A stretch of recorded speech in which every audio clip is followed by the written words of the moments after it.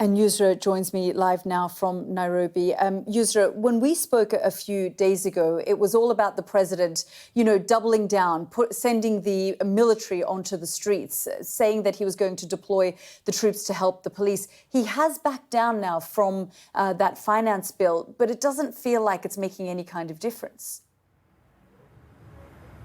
Absolutely. I mean, they see this bill as a symptom of a bigger issue. And the protesters we spoke to today said that this isn't about a bill, this is about bad governance.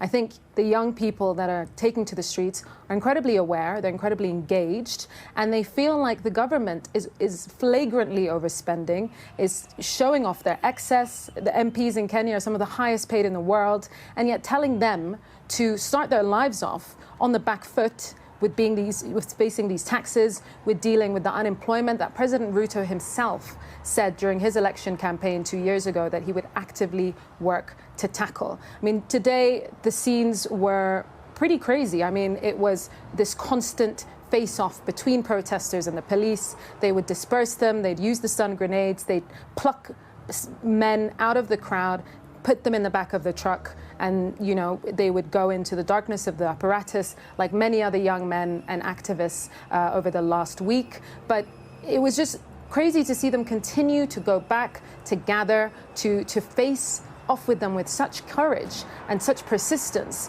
And I think that is what President Ruto is up against. He's up against a generation that won't be cowed by concessions and won't step down lightly.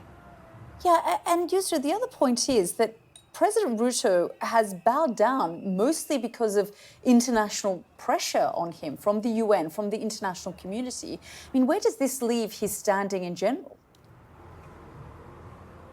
I think it's clear that he's hyper aware of how he's being perceived, and Kenya's position as the strongest economy in East Africa, as a key defense partner for Western countries. I mean, the day that Parliament was raided by protesters, the US announced that they were designating Kenya as a major non-NATO ally. And then these scenes kind of play out in a way that is obviously quite distressing, but also sounds alarm bells.